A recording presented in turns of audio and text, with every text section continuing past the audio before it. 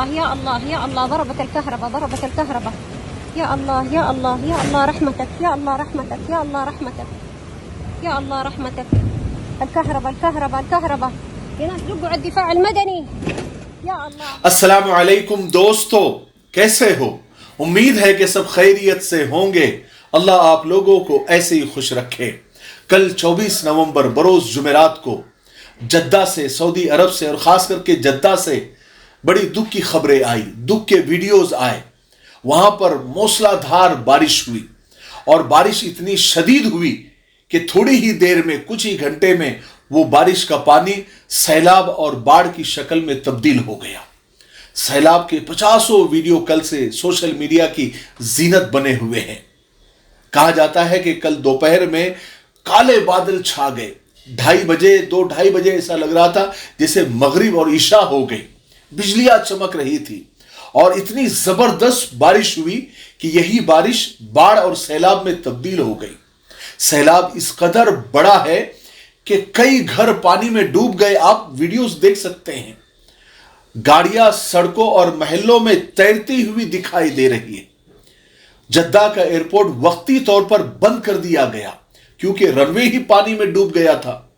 کئی ساری فلائٹس ری شیڈیول کر دی گئی، ایمرجنسی تک لگا دی گئی، اسکول اور کالج تک بند کر دیے گئے۔ سیلاب اور بارش کے ویڈیوز دیکھ کر واقعی میں اللہ یاد آ رہا تھا، دنیا کی حقیقت سامنے آ رہی تھی۔ ہم تو جدہ کے لیے اور سعودی عرب کے لوگوں کے لیے اور جو وہاں پر زائرین گئے عمرہ کے لیے، ان کے لیے دعائیں کرتے کہ اللہ تعالیٰ ان کی حفاظت فرمائے۔ کہا جا رہا ہے کہ مکہ میں بھی بہت زوردار بارش ہوئی، لیکن سیلاب کی شکل وہاں پر نہیں ہوئی، وہاں پر امن والی بارش ہوئی۔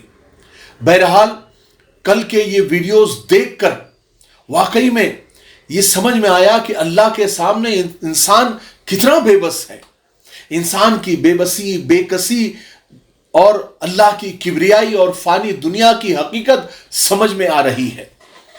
لوگوں کے گھر اور بنگلے جس میں رہ کر انسان خود کو بادشاہ سمجھتا ہے، سب پانی میں ڈوب گئے۔ چمچماتی کاریں جس میں انسان اکڑ کر بیٹھتا ہے یا پھر اس میں بیٹھ کر اکڑتا ہے اور خود کو خدا سمجھنے لگتا ہے، وہ کاریں آپ دیکھیے ماچس کی تیلیوں کی طرح اور کاغذ کے ناؤ کی طرح پانی پر تیر رہی ہے، بہ رہی ہے۔ وہ محلہ جس میں سیفٹی کے سارے انتظام ہوں گے جو انسان کے بس میں ہوتے ہیں، وہ سب کیے گئے ہوں گے، لیکن قدرت اور اللہ کے سامنے سب ہیچ نظر آئے۔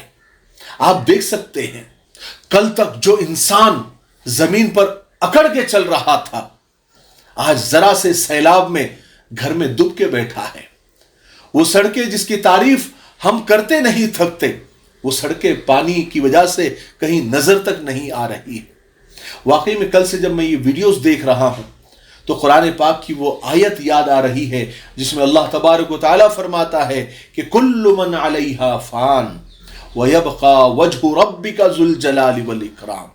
سب کو فنا ہے، سب ختم ہونے والا ہے، باقی رہنے والی ذات صرف اللہ کی ہے۔ اور ہمارا عقیدہ اور ہمارا ایمان بھی ہے کہ اس کائنات میں جو کچھ ہوتا ہے اللہ کی طرف سے ہی ہوتا ہے۔ بہت سارے لوگ اس سیلاب کو فطری اور نیچرل بھی کہہ رہے ہیں۔ ہمارے سائنسدان اور ماہرین اس کے ظاہری اسباب کی نشاندہی بھی کرتے ہیں اور ہمیں بھی ان کی باتوں سے انکار بھی نہیں ہے۔ اسباب کے درجے میں ہم ہر معقول بات کو بالکل تسلیم کرتے ہیں، قبول کرتے ہیں، لیکن ہمارے لیے جو پیمانہ ہے وہ قرآن و سنت ہے، قرآن و حدیث ہے۔ ہمیں تو ویسے ہر حادثے سے کچھ نہ کچھ سیکھنا چاہیے، بلکہ یہ کہا جائے کہ ہر حادثہ ہمیں کچھ نہ کچھ سکھاتا ہے، کچھ نہ کچھ سبق دیتا ہے۔ ہمیں ہر معاملے میں قرآن و حدیث میں کیا فرمایا گیا ہے وہ دیکھنا ہے۔ اور جب بھی ایسے حادثات ہوتے ہیں، زلزلے آتے ہیں، سیلاب آتے ہیں، اور جب ہم قرآن کریم میں دیکھتے ہیں تو قرآن کریم میں پچھلی قوموں پر آنے والی آفتوں، زلزلوں، آندھیوں، طوفانوں، وباؤں اور سیلابوں کا ذکر اللہ کی ناراضگی کے طور پر کیا گیا ہے۔ اب جدہ میں یا پھر دوسری جگہ پر آنے والے جو سیلاب ہے وہ عذاب ہے یا آزمائش ہے یا اور کچھ ہے، یہ کہنے کے لیے، یہ ڈیسائیڈ کرنے کے لیے ہم اتنے بڑے نہیں ہوئے ہیں۔ یہ اللہ کا کام ہے، اللہ پہ چھوڑ دو. ہم اس کے بارے میں کچھ نہیں کہہ سکتے. ہمیں تو صرف ان کے لیے دعائیں کرنی چاہیے. بہت سارے لوگ ذرا سا کچھ مسئلہ کہیں ہو جاتا ہے، کہیں زلزلہ آ جاتا ہے، کہیں بھوکم آ جاتا ہے، یا کہیں پر کچھ طوفان آ جاتا ہے، تو لوگ فوراً کہہ دیتے یہ اللہ کا عذاب ہے، یہ اللہ کا عذاب ہے. ایسا نہیں کہنا چاہیے. وہ اللہ کا کام ہے، اللہ پہ چھوڑ دو. ہمیں تو ان کی مدد کرنی چاہیے جہاں بھی ایسی آفتیں آتی ہے، اور ان کے لیے دعائیں کرنی چاہیے. اور ہمیں ایسے حادثات سے سیکھنا چاہیے، فتوے لگانا نہیں چاہیے.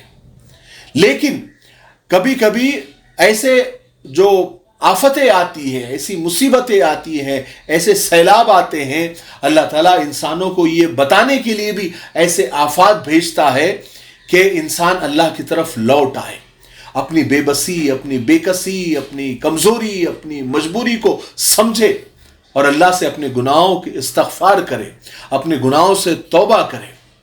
اور جب ہم حدیثیں پڑھتے ہیں تو اور معلوم کرنے کی کوشش کرتے ہیں کہ یہ آفتیں اور بلائیں کیوں آتی ہے، تو فرماتے حضرت حذیفہ رضی اللہ عنہ سے روایت ہے، ایک حدیث پاک کا مفہوم ہے کہ حضور پاک صلی اللہ علیہ وسلم نے فرمایا کہ خدا کی قسم تم امر بالمعروف اور نہی عن المنکر کرتے رہو، یعنی نیکی کا حکم کرتے رہو اور برائیوں سے روکتے رہو اور رکتے رہو، یعنی خود بھی عمل کرو اور یہ فریضہ تم انجام دیتے رہو، ورنہ تم پر اللہ کی طرف سے عذاب آئے گا. پھر ایسا وقت آ جائے گا کہ تم دعائیں مانگو گے اور تمہاری دعائیں قبول نہیں ہوگی.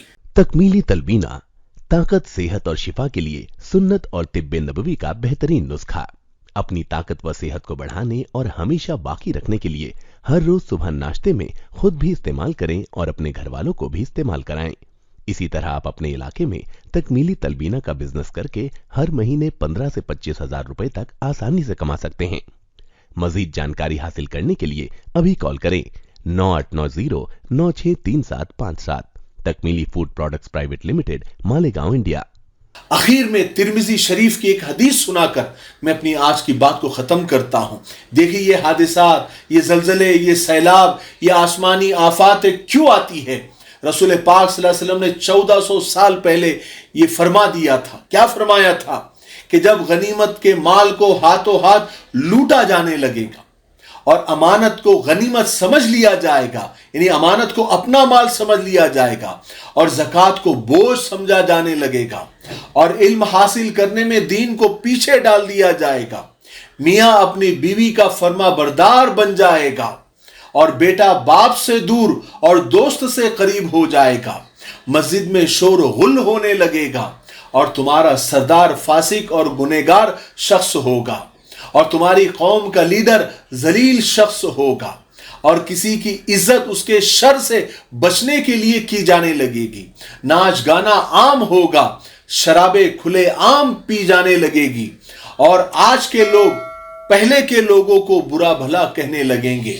تو پھر خدا کے عذاب کا انتظار کرو، جو سرخ آندھی، زلزلوں، زمین میں دھسائے جانے اور شخلوں کو مسخ ہونے اور پتھر برسنے اور سیلاب، ایسے عذابات لگاتار یکے بعد دیگرے ظاہر ہوتے رہیں گے. مثال بھی دی، فرمایا جیسے کسی ہار کی ڈوری ٹوٹنے سے موتی لگاتار گرتے رہتے ہیں، ایسے ایک کے بعد ایک عذاب آتے رہیں گے.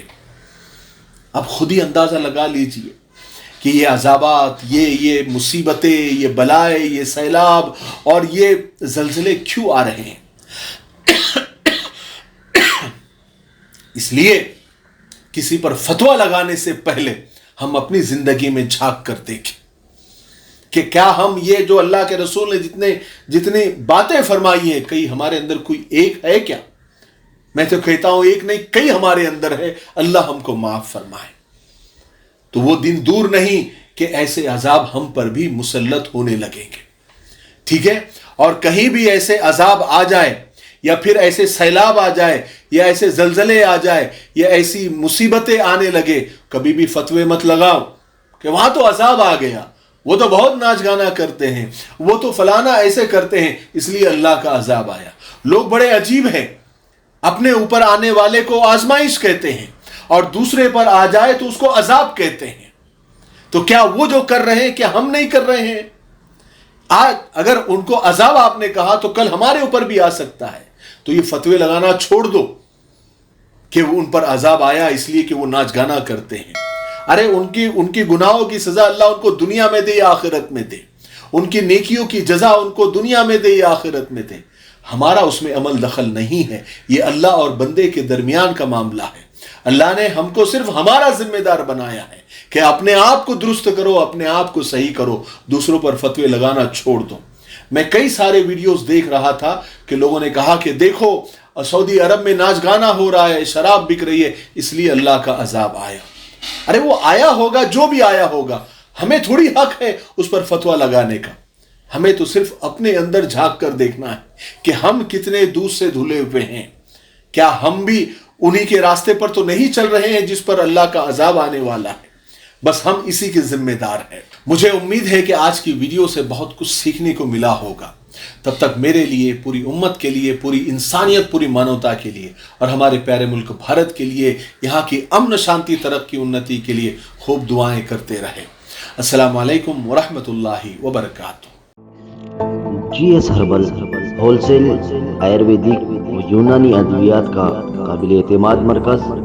ادویات کی تجارت کرنے والے حضرات ایک مرتبہ ہم سے ضرور رابطہ کریں. تجارت کرنے والوں کی ہم پوری ٹریننگ کرتے ہیں. علماء اکرام, حفاظ اکرام, نیز ڈاکٹر حضرات کے لیے خصوصی رعایت. ہماری ادویات کی تجارت کر کے آپ ہر مہینے کافی روپیہ کما سکتے ہیں.